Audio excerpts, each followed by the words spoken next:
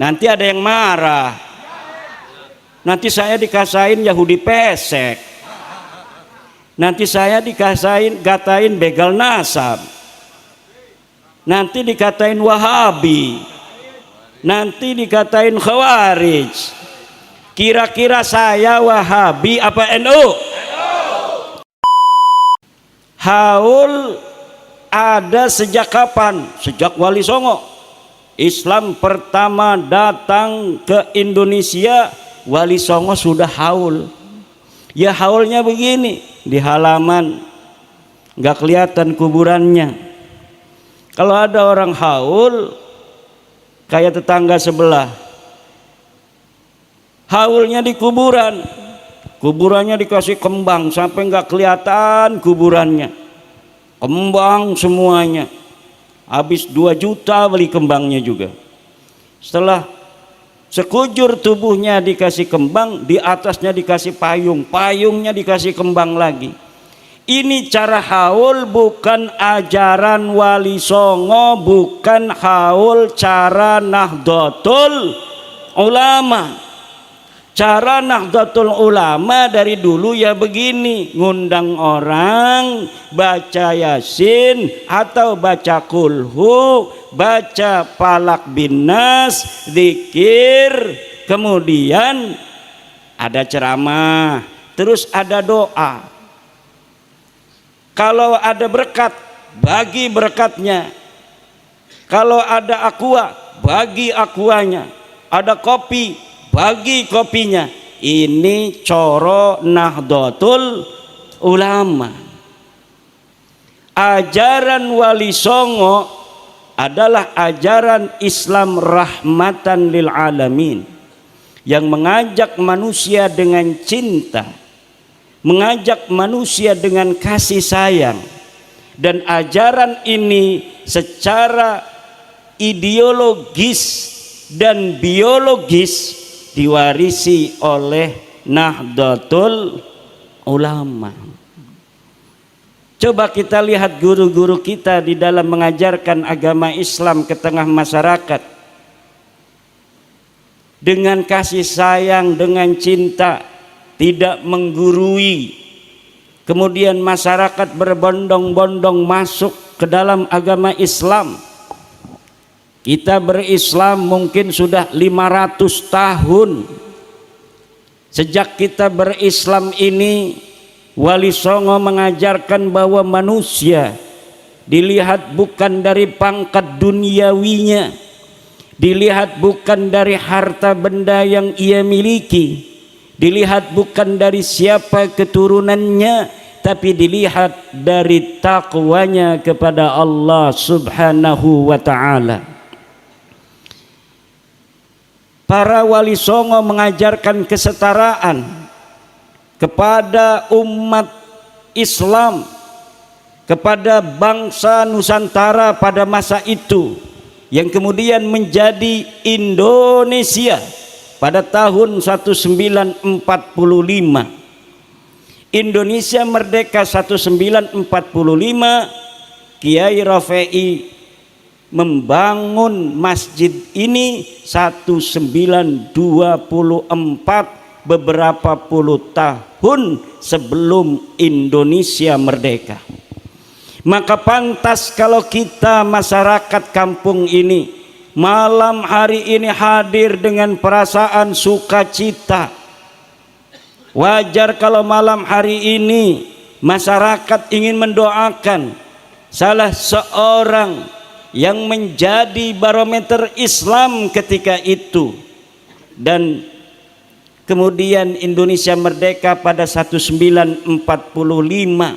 Beliau masih hidup ketika itu. Beliau malam hari ini dihauli haul yang ke-50. 50 berapa? Pas 50. Masya Allah. Ini the golden age, tahun emas. 50 tahun itu kalau orang menikah 50 tahun itu pernikahan emas. Kalau 25 tahun pernikahan perak. Kalau baru 1 tahun cerai itu pernikahan timah jala iku. Alhamdulillah hari ini Islam berkembang. Islam yang berkembang di sini Islam apa? Islam Banser, Islam Nahdlatul Ulama, Islam yang penuh kesetaraan. Walaupun saya ini duduknya di kursi, ini duduk di kursi tugas doang. Karena kalau duduknya sama dengan Bapak nanti nggak kelihatan, betul apa tidak? Hanya lagi menduduki peran. Kalau orang lagi khotbah di atas mimbar, bukan dia menunjukkan paling mulia, tidak, karena memang tugasnya lagi jadi khotib, betul apa tidak? Tapi ada klan, sebuah klan yang menyatakan dirinya mulia ala kulli hal, dalam segala hal, dalam segala keadaan, dari orang lain, dari suku-suku lain, hanya berdasarkan karena dia keturunan seseorang. Ini bukan ajaran Islam, ini adalah ajaran syaitan.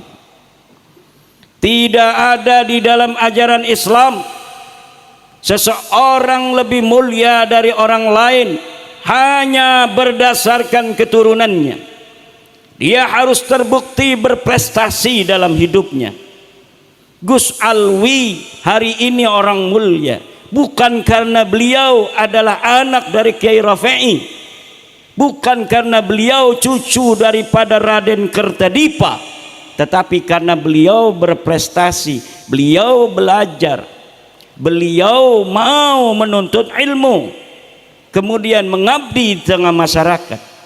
Para kiai menjadi kiai bukan hanya karena dia anak kiai, tetapi karena ilmu yang dimilikinya dan dharma baktinya kepada masyarakat dan takwanya kepada Allah Subhanahu wa ta'ala. Setiap ajaran yang berbeda dengan ajaran Al-Quran, bahwa nilai kemuliaan dilihat daripada takwanya, maka itu bukan ajaran Islam, walaupun yang menyampaikan pakai udeng-udeng segede Vespa. Itu bukan ajaran Islam. Ajaran Al-Quran sudah jelas, kemuliaan berdasarkan takwa, tinggi pangkat berdasarkan ilmu. Yarfa'illahu alladhina amanu minkum walladhina utul ilma darajat. Hadis Nabi mengatakan la fadla li arabiyyin ala ajamiyyin, tidak ada keunggulan bagi orang Arab terhadap orang ajam, apalagi hanya orang-orang yang mengaku Arab tapi tes DNA-nya bukan tes DNA Arab.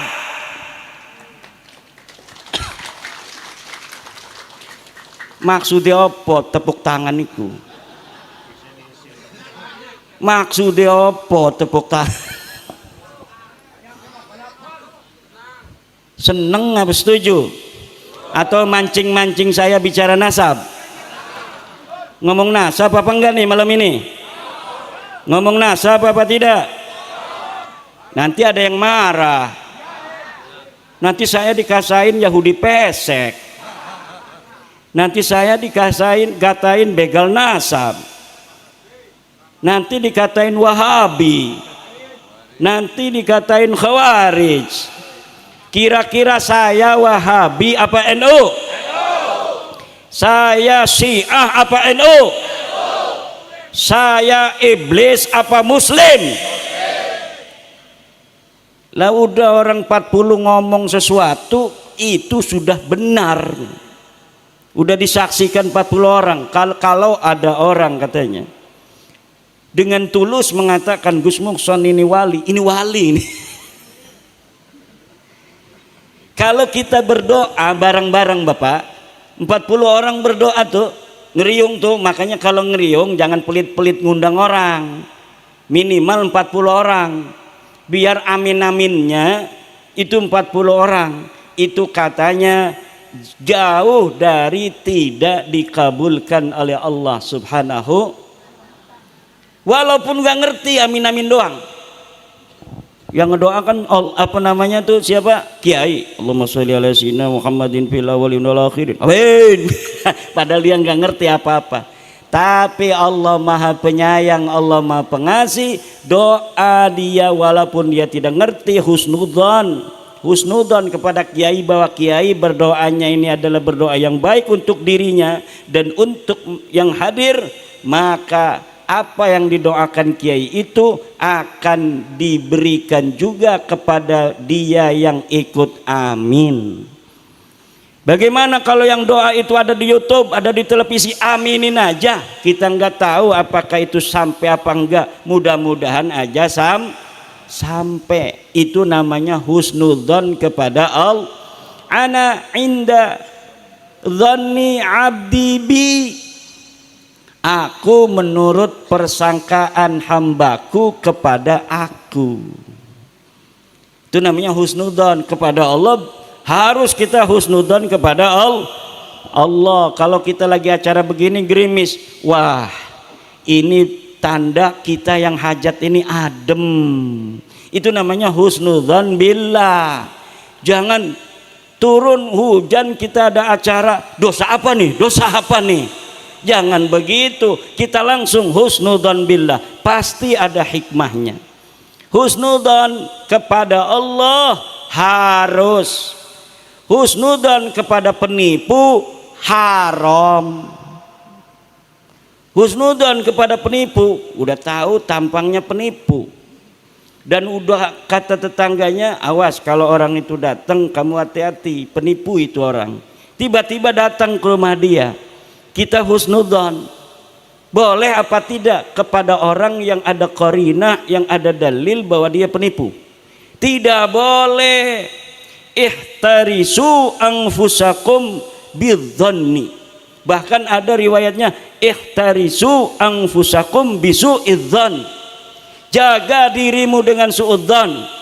Kalau engkau bersuudzon kepada orang-orang yang dipantas disuudzoni, maka engkau akan selamat dari kejelekan orang itu. Orang yang tampangnya itu tampang maling, kita suudzoni, kita akan terlepas dari kejelekannya. Ada tamu tampangnya tampang maling, kita ada HP di meja, kemudian kita mau ngambilin air, HP-nya kita bawa, suudzon kepada dia, jangan-jangan dia maling. Betul apa tidak? Tapi kalau kitanya husnudzon saja, husnudzon kepada maling, orang yang gayanya gaya maling, kita husnudzoni. Kita masuk aja ke dapur, kita tinggalkan HP kita di hadapan orang yang tampangnya tampang maling, kira-kira HP kita selamat apa enggak itu? Insya Allah hilang, dan kita nanti akan kerok sebagai orang yang beradab. Mau nyangka tamu kita nggak enak, betul apa tidak? Kalau bukan dia, siapa lagi yang nyolong? Maka dulur-dulur sekalian, di dalam kaidah usul fiqih dikatakan la ibrata bidzannil bayyini khata'uh. Tidak boleh menggunakan dzan yang sudah jelas salahnya. Kita husnudzon kepada orang yang tidak kita kenal, tampangnya pakai sorban, pakai jubah kayak saya begini, kemudian assalamualaikum, ngomongnya juga lembut, bapak ada di rumah, kira-kira orang begitu amarahnya, alamatnya orang baik apa orang jahat? Orang baik. Kalau amarahnya, amarah itu alamat, dia adalah orang baik, kita boleh husnudzon.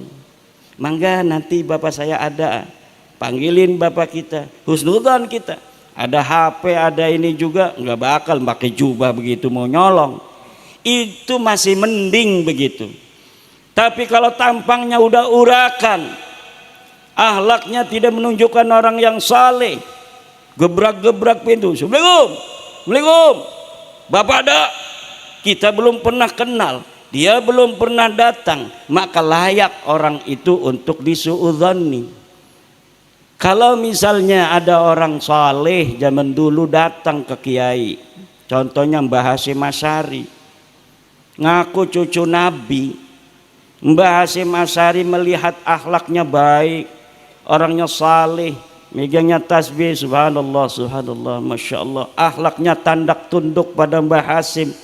Dia mengaku cucu Nabi, kemudian kata Mbah Hasyim, kayaknya bener ini, akhlaknya aja begitu. Ditawarin minum, ana shaim, saya sedang berpuasa.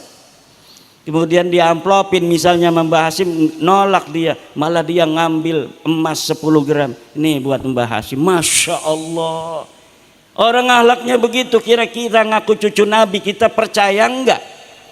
Percaya. Walaupun kita tidak tanya-tanya kepada dia nasabnya mana, susunan silsilahnya mana, akhlaknya baik. Tapi kalau ada orang yang suka mencaci maki, gayanya tidak menunjukkan gaya tawadhu, kayak preman pasar, ngaku cucu Nabi, ngaku ada darahnya Nabi yang mengalir dalam tubuhnya, kira-kira kita terima apa tidak itu pengakuannya? Kira-kira perlu diverifikasi apa tidak? Kira-kira perlu tes DNA apa tidak orang model begini? Tes DNA perlu apa tidak? Haram. Tes DNA itu haram. Nggak boleh tes DNA, tidak ada di dalam kitab fikih. Tidak ada di dalam madhab Syafi'i. Imam Syafi'i tidak bicara tentang DNA. Ari Imam Syafi'i mangges 1000 tahun. Tak aya DNA eta zaman Imam Syafi'i mah tak aya. Leres ente?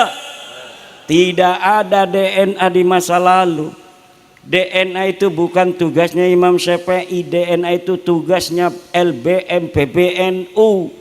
Tugasnya Komisi Fatwa Majelis Ulama Indonesia yang ada sekarang. Jangan bawa-bawa yang sudah wafat. Tugas-tugas guru kita sudah selesai pada masanya. Hari ini adalah tugas ulama-ulama yang ada pada masa ini. Kalau ada nawazil, kalau ada hadisah yang timbul hari ini, jangan bawa-bawa ulama masa lalu yang hadisah itu tidak ada pada masa lalu. Untuk mencari hukum kripto, jangan cari di dalam kitab Nihayatuz Zennya Syekh Nawawi Tanara Al-Bantani, karena pada masa Syekh Nawawi Tanara belum ada kripto. Tapi tanya kepada Komisi Fatwa MUI, tanya pada LBM PBNU, LBM PWNU, LBM PCNU, tugas mereka untuk menjawab kripto halal apa haram. Kalau ada nawazil pada hari ini ditemukan bukti bahwa klan Ba'alwi bukan cucu Nabi, ditemukannya saat ini, jangan tanya Mbah Hasyim Asy'ari yang sudah tiada. Jangan tanya kepada Mbah Khalil Bangkalan yang sudah tiada. Jangan tanya Mbah Maimun Zubair yang sudah tiada. Tapi tanya ulama-ulama sekarang yang faham akan dalil-dalilnya, apakah Ba'alwi ini nyambung apa tidak sebagai keturunan Nabi. Betul apa tidak? Bagaimana kalau yang ditanya saya? Kalau saya yang ditanya, saya terangkan sesuai apa yang saya baca di dalam kitab-kitab nasab yang ada pada masa di mana Ubaid ini diperkirakan hidup, yaitu di abad keempat. Dia punya anak namanya Alwi di abad kelima. Kita tanya kepada kitab-kitab yang ada di abad kelima, apakah dia ditulis sebagai cucu Nabi ataukah tidak? Alwi katanya punya anak namanya Muhammad. Kita tanyakan kepada kitab-kitab yang ada di zamannya Muhammad ini, apakah dia sebagai cucu Nabi ataukah tidak? Dan saya sudah membaca kitabnya ada, kitabnya sudah ditulis. Kitab nasab di Yaman itu banyak yang nerangin Ahmad bin Isa. Ahmad bin Isa punya anaknya berapa, dia adanya di mana, kemudian siapa-siapa nama anaknya itu. Anaknya 3, namanya Muhammad, Ali, dan Husain. Klan Ba'alwi mengatakan leluhurnya namanya Alwi bin Ubaid bin Ahmad bin Isa. Ahmad bin Isa saya verifikasi, telah ada dicatat di dalam kitab Tahdhibul Ansab. Benar dia cucu Nabi Ahmad bin Isa ini. Jadi Sayyid Ahmad bin Isa betul-betul cucu Nabi. Diverifikasi banyak kitab yang ada pada masanya atau masa yang paling dekat dengan Ahmad bin Isa. Ada Tahdhibul Ansab, ada kitab Al-Majdi, ada kitab Muntaqilatut Talibiyah, ada kitab Asy-Syajarah Al-Mubarakah, ada kitab Al-Fakhri, ada kitab Al-Asili, ada kitab Umdatut Talib, ada kitab An-Nafah Al-Ambariyah, ada kitab Tuhfatut Talib. Semuanya mencatat Ahmad bin Isa adalah keturunan baginda Nabi besar Muhammad sallallahu alaihi wasallam. Lalu ada orang di abad 9 mengaku sebagai keturunan Ahmad bin Isa yang ada di abad keempat. Kemudian menyusun silsilah nama-nama Binanu bin Alwi bin Ubaid bin Ahmad bin Isa. Saya lihat di kitabnya, di kitab yang dikarang pada masanya masing-masing.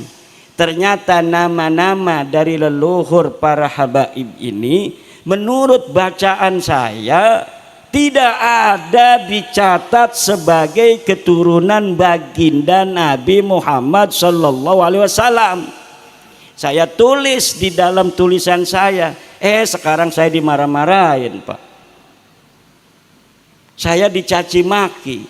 Saya hanya menulis apa ilmu yang ada di dalam kitab-kitab para ulama. Bahwa para ulama dulu sudah mencatat bahwa Ahmad bin Isa betul cucu Nabi, tapi dia tidak punya nama anak Ubaid, dia tidak punya cucu namanya Alwi. Kata para habib ini, luhur kita turunan Nabi dari namanya Alwi, makanya disebut Ba'alwi. Punya ayah namanya Ubaid. Ubaid ini anaknya Ahmad bin Isa. Kata saya bukan. Ini saya lagi wadul, Pak, karena saya dicaci maki melulu gara-gara ngomong ini, supaya orang sini ngebelain saya. Nih kitabnya ada manuskripnya, ada cetakannya, dikarang oleh ahli nasab yang asli. Nih kitabnya nih, satu dek yang aku cucu Nabi. Ini kitab namanya Tahdhibul Ansab, dikarang oleh Imam Al-Ubaidili, wafat 432 Hijriyah. Nggak ada nama Ubaid disebut sebagai anaknya Ahmad bin Isa. Ini kitab abad kelima, namanya kitab Al-Majdi kalangan Imam Al-Umari. Tidak ada Ubaid dicatat sebagai anaknya Ahmad bin Isa. Ini kitab masih abad kelima, namanya Muntaqilatut Talibiyah karangan Ibnu Toba, abad kelima Hijriyah. Tidak ada Ubaid dicatat sebagai anaknya Ahmad bin Isa. Ini kitab Asy-Syajarah Al-Mubarakah, kitab abad ke-6. Ini kitab Al-Asili, kitab abad ke-7. Ini kitab Al-Fakhri, ini kitab Umdatut Talib, ini kitab An-Nafhah, ini kitab Tuhfatut Talib. Di Tuhfatut Talib inilah abad ke-10, 600 tahun setelahnya ditulis oleh ahli nasab. Tetapi keluarga mereka sudah menulis dulu mengakunya di abad 9. Jadi 550 tahun setelah wafatnya yang diaku, baru ada pengakuan dari sekelompok orang bahwa dia keturunan Nabi melalui Ahmad bin Isa. Jadi tidak ada sebelumnya yang nyatet sendiri. Enggak terima, Pak. Tidak terima kepada saya. Kemarin saya di Tuban mau ceramah, nggak boleh datang. Minta bantuan polisi dia untuk mencegah saya datang. Saya tetap datang aja. Bismillahirrahmanirrahim. Alhamdulillah tidak ada apa-apa. Dan ini terverifikasi apa yang saya teliti, yang sudah mempunyai kesimpulan. Kalau saya kesimpulannya itu sudah hakul yakin 100% bahwa para habaib yang ada di Indonesia ini, dari marga Al-Attas, As-Segab, bin Syihab, bin Yahya dan sebagainya, itu yang disebut Habib, bukan keturunan baginda Nabi besar Muhammad sallallahu alaihi wasallam. Dan itu tidak merendahkan mereka. Kenapa tidak merendahkan mereka? Karena manusia mulia bukan karena nasabnya. Betul apa tidak? Biasa-biasa saja itu sebenarnya. Misalnya begini, ada orang yang sejak kecil dia diingu oleh orang lain. Dia tidak tahu kalau dia anak angkat. Betul apa tidak? Dia anak seorang kiai tapi wayuan, wayu ning Banyumas. Barang anu lahir lah kajodoh pegatan kerunya Gus Mukson ki lah takingunang kita beh dia diarani bintine abine bin Muksonuddin sampai gede deke werwe bin Mukson. Barang arep kawin anak wadon ki jere Gus Mukson kawinaken nang kita bakal resah. Lamun diomong bukan sedih orang kira-kira ya sedih, tapi kan itu hak, tidak merendahkan dia, tapi kita untuk menyelamatkan dia. Kalau kita yang menikahkan tidak sah, wong kita ayah angkatnya. Betul apa tidak? Kalau kita berikan mungkin akan puyeng sedikit, sedih dia meneteskan air mata. Ternyata ayahnya Gus Mukson yang selama ini dianggap sebagai ayah aslinya yang ganteng ini, ternyata setelah 20 tahun terbukti bukan ayahnya. Tentu ada sedih, tetapi itu menyelamatkan anak dan keturunannya ila yaumil qiyamah. Coba kalau Gus Muksonnya tidak katakan kepada anaknya ini bahwa dia adalah bukan anaknya, kemudian Gus Mukson berani saja menikahkan anak angkatnya ini yang perempuan, nikahnya tidak sah. Tentunya karena nikahnya tidak sah kurang barokah. Walaupun dianya tidak tahu kalau nikahnya tidak sah perempuannya ini, tapi lama-lama akan banyak masalah. Karena nanti pasti sesuatu yang ditutupi akan terbongkar. Kamu sudah punya anak menikah, dulu yang nikahin Gus Mukson ya. Gus Mukson itu bukan bapak kamu. Tentunya akan ada masalah yang lebih banyak di masa depan. Hari ini kita katakan, Bib, ente bukan cucu Nabi. Supaya apa? Supaya tidak ada kesalahan lagi. Yang lama-lama itu tidak berdosa. Yang lalu-lalu mereka mengakui diri mereka sendiri sebagai turun Nabi, itu tidak berdosa. Kenapa mereka tidak tahu? Sekarang dikasih tahu oleh ahli ilmu. Ahli ilmu itu orang yang sudah membaca keterangan, sudah tahu, ngasih tahu, ente bukan cucu Nabi. Ya harusnya terima kasih, ngamplopin harusnya. Ini malah saya marah-marah, katanya saya Yahudi pesek, katanya saya dajjal, kata saya iblis. Yang mau ngasih tahu buat selamat ente semua kok. Malah saya dimarah-marahin, dicegat di mana-mana. Katanya pemecah belah umat. Umat yang mana? Kita ngasih tahu kok. Kecuali sayanya fitnah, tidak ada data. Ini datanya ada, tinggal dibaca. Nggak mau baca. Pokoknya yakini aja saya sebagai cucu Nabi. Nggak bisa. La yajuzu lil alimi kitmanu ilmihi fi hadzal bab. Tidak boleh bagi orang yang sudah tahu seseorang itu bukan anak dari ayahnya, dia biarkan tidak tahu, Pak. Tidak boleh. Haram hukumnya kita membiarkan seseorang yang bukan anak seseorang kemudian dinisbatkan kepada yang bukan ayahnya.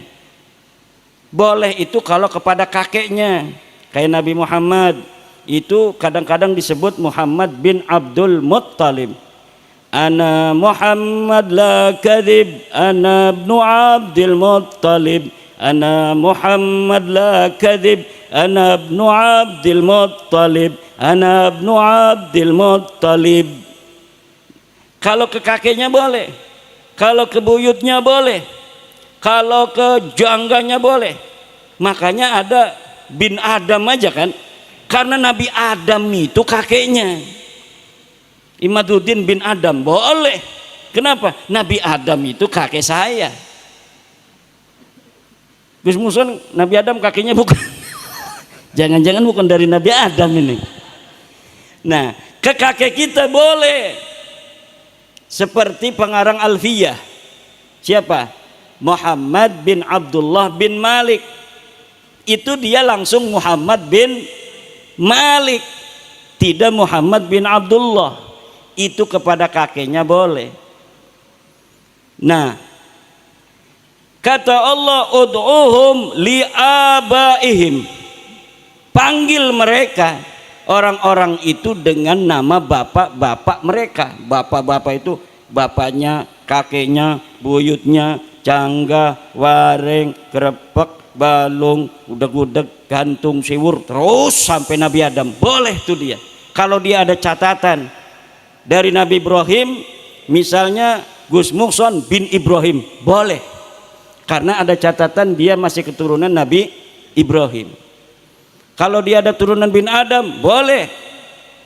Karena semua kita adalah anaknya Nabi. Ibunya Hawa, makanya yang perempuan bin Hawa, binti Hawa.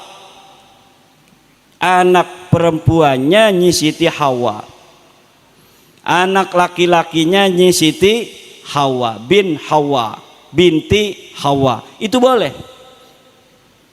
Bagaimana kalau yang tidak tahu? Fa illam ta'lamu aba'ahum.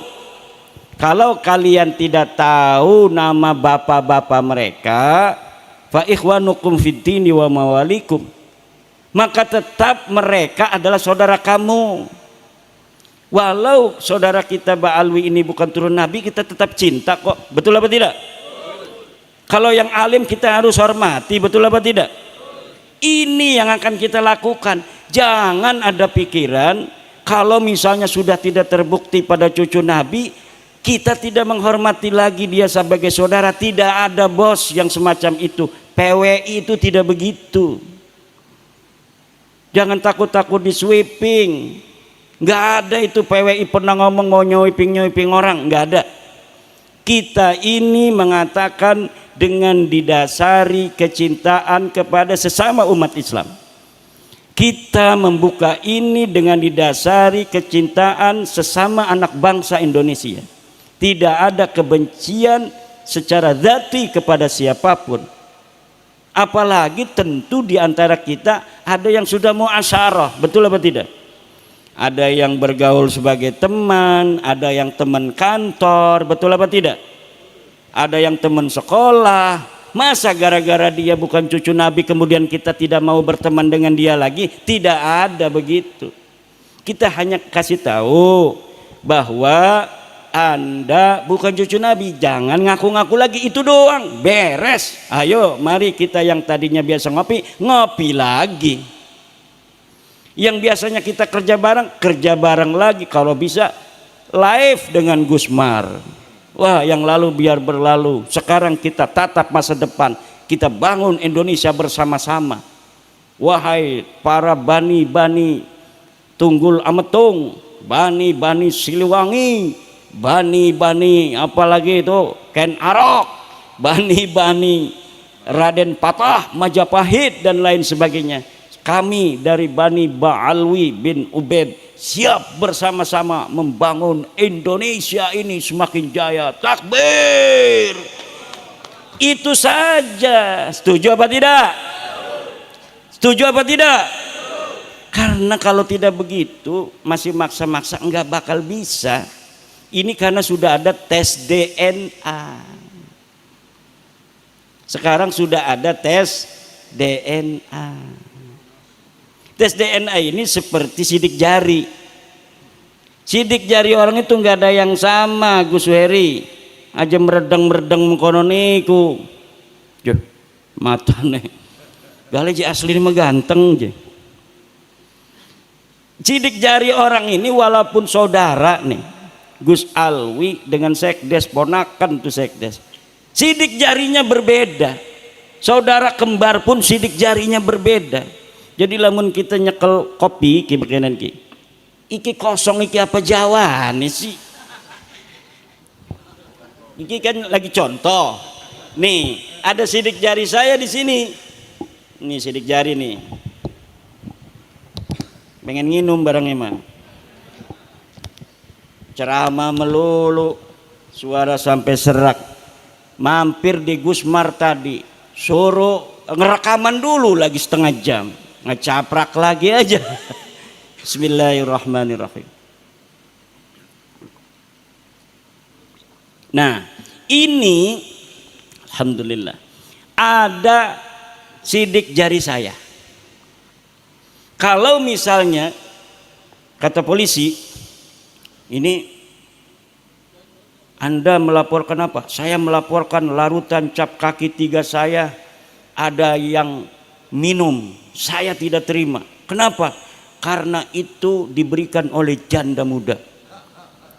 Dan janda mudanya saya cinta banget mau ngawinin dia. Tetapi ternyata diambil oleh panitia buat kiai. Kata saya enggak, kata saya kan. Enggak. Kata polisi dilihat. Ternyata benar sidik jarinya Imaduddin Usman. Ketika ada sidik jari ini saya mengatakan, Bapak dari mana tahu bahwa itu ada bekas saya pegang? Berdasarkan mesin pencari sidik jari. Mana mesinnya ini? Haram. Ini mesin haram. Enggak boleh. Tidak ada dalam kitab Fathul Mu'innya. Tidak ada dalam kitab Tuhfatul Muhtajnya. Tidak ada menurut Imam Syafi'inya. Tidak ada di dalam kitab Fiqihnya. Tidak ada dalam Al-Qur'annya. Itu mesin sidik jari. Tidak boleh Bapak menetapkan saya sebagai tersangka hanya berdasarkan sidik jari yang diujinya dengan mesin. Sedangkan mesin ini, mesin sidik jari tidak ada di zaman Rasulullahnya. Tidak bisa. Enggak bisa walaupun saya berdalil-dalil begitu, tetap saya ditangkap, Pak. Betul apa tidak? Begitu pula DNA. DNA ini walaupun dikatakan haram dan lain sebagainya, maka tetap kalau misalnya sudah digunakan oleh dokter, mau dia ngomong haram, mau dia nggak mau, tetap kesimpulannya ya begitu-begitu saja. Understand? Maka hadirin ma'asyiral muslimin rahimakumullah. Inilah yang harus kita jaga. Apa yang harus kita jaga? Nasab mulia Rasulullah. Jangan sampai masuk di dalamnya ad'iyah wad dukhala, para pengaku-pengaku dan para penyusup-penyusup. Ini bagian daripada kita berbakti kepada Nabi besar Muhammad sallallahu alaihi wasallam. Bagaimana nanti kita berjumpa dengan baginda Nabi Muhammad sallallahu alaihi wasallam jika hanya untuk mengatakan bukan keturunan Nabi, Sebagai bukan keturunan Nabi saja kita tidak berani. Padahal sudah nyata dari segala penjuru semuanya adalah benar. Inilah bapak-bapak dan ibu-ibu hadirin ma'asyiral muslimin rahimakumullah. Termasuk ini Eyang Anggadipa. Betul. Kertadipa. Eyang Kertadipa ini harus dirawat. Yai Rafi'i harus dirawat. Apanya yang harus dirawat? Sejarahnya harus ditulis. Dan tidak boleh nanti ada orang-orang yang kemudian mengklaim Eyang Kertadipa ini misalnya bernasab kepada Anu bin Anu bin Anu, padahal keluarga tidak mengetahui susunan silsilah itu. Jangan-jangan silsilah itu adalah silsilah palsu untuk membelokkan sejarah di masa depan. Karena kalau hari ini kita biarkan sejarah Indonesia ini dirubah, maka masa depan anak cucu kita akan melaknat kita. Anak cucu kita akan melaknat kita. Kenapa? Misalnya para pahlawan-pahlawan itu semuanya nasabnya ke luar negeri. Gak ada yang nasabnya ke Raden Wijaya, enggak ada nasabnya yang ke Raden Patah Demak, enggak ada yang nasabnya kepada orang-orang Jawa di masa lalu. Semuanya ke luar negeri. Maka nanti anak cucu kita akan mengkutuk kita bahwa kita adalah orang-orang pecundang yang tidak berani menjaga, memperjuangkan anak cucunya. Buktinya apa? Buktinya itu makam-makam semuanya dari luar negeri kok. Yang jadi pahlawan semuanya dari luar negeri, yang jadi pejuang semuanya dari luar negeri, yang mau perang semuanya dari luar negeri. Orang Jawa semuanya tidak ada yang jadi pahlawan. Mereka akan mengutuk kita yang hidup 2024 ini, sedangkan mereka hidupnya bisa jadi 200 tahun lagi, di mana waktu itu sejarah sudah berubah semua. Sampai bendera Indonesia katanya orang luar negeri yang menentukan. Tanggal 17 Agustus kemerdekaan kita katanya karya orang luar negeri penentuan harinya. Kemudian NU organisasi kita katanya yang menjadi pendirinya juga orang luar. Mbah Hasim katanya disuruh-suruh doang. Ini kebanggaan kita terhadap jati diri bangsa Indonesia sendiri. Anak-anak Nusantara akan menjadi luntur di masa depan. Anak kita hanya akan mengenal kita sebagai para pecundang yang memalukan. Mau bapak-bapak disebut pecundang? Kalau tidak jaga sejarah Banyumas, sejarah Purwokerto, jaga dulu siapa yang jadi bupati. Oh, yang jadi bupati adalah kakeknya Pak Prabowo. Betul apa tidak? Betul apa tidak? Ini yang jadi bupati dulu kakeknya Pak Prabowo, yang sekarang jadi presiden Indonesia terpilih, yang nanti bulan Oktober akan menjadi presiden sah dilantik oleh MPR apa DPR? MPR.